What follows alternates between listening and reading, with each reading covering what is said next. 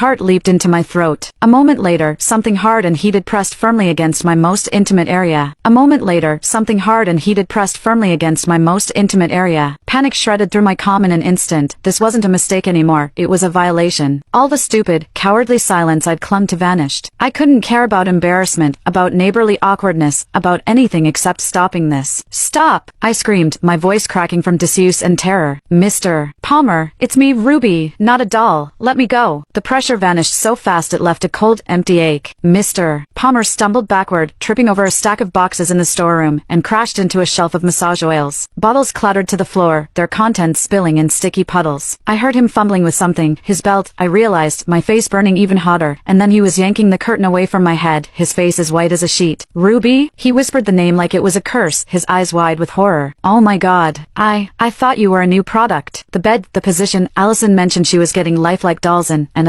I'm so sorry. I didn't mean to. Save it. I snapped, twisting my wrists against the rubber restraints. They were still tight, the bed's mechanism unyielding. This is a pleasure bed. The release button is on the side, black, about the size of a quarter. Find it. He scrambled to obey, his hands shaking so badly he fumbled the frame. His normally neat hair was disheveled, his shirt unbuttoned at the collar. I forced myself to look away, focusing on the ceiling instead of the way his hands trembled, the way he kept muttering apologies under his breath. The storeroom smelled like vanilla massage oil and panic, a sickening combination. Finally, there was a soft click. The restraints around my wrists went slack, and the bed's split frame slowly lowered, flattening out until I was lying on my stomach in a normal position. I didn't waste a second, yanking my underwear up, then my hot pants, my hands shaking so hard I could barely fasten the waistband. By the time I sat up, Mr. Palmer was standing across the room, his back to me, staring at the wall like it held the secrets of the universe. I'm leaving the payment on the counter, he said, his voice gruff, for the oil, and, for this. I'm so sorry, Ruby. I'll never set foot in this store again. I'll even move if you want. I can't believe I did this. I didn't answer. I was too busy trying to catch my breath, too busy fighting the tears that threatened to spill. He hesitated for a moment, then fled the storeroom, the bell above the shop door jangling as he left. The silence that followed was deafening. I stayed on the bed for a long time, my knees pulled to my chest, staring at the sticky oil stains on the floor. The embarrassment was a physical pain, sharp and unrelenting, but there was something else too, confusion. His comment earlier, about my backside reminding him of Ruby's. He'd known it was me, or at least, he'd suspected. How? The bell jangled again, and I jumped. Mom. I scrambled to my feet, brushing off my clothes, and hurried out of the storeroom just as she was carrying a stack of boxes through the door. Ruby, you're awake. She set the boxes down, wiping sweat from her forehead. Sorry I took so long. The supplier had a delay. Did Mr. Palmer stop by? He said he'd come to settle his bill for the antique vibrator he bought last month. My throat went dry. He was here. He left the payment on the counter.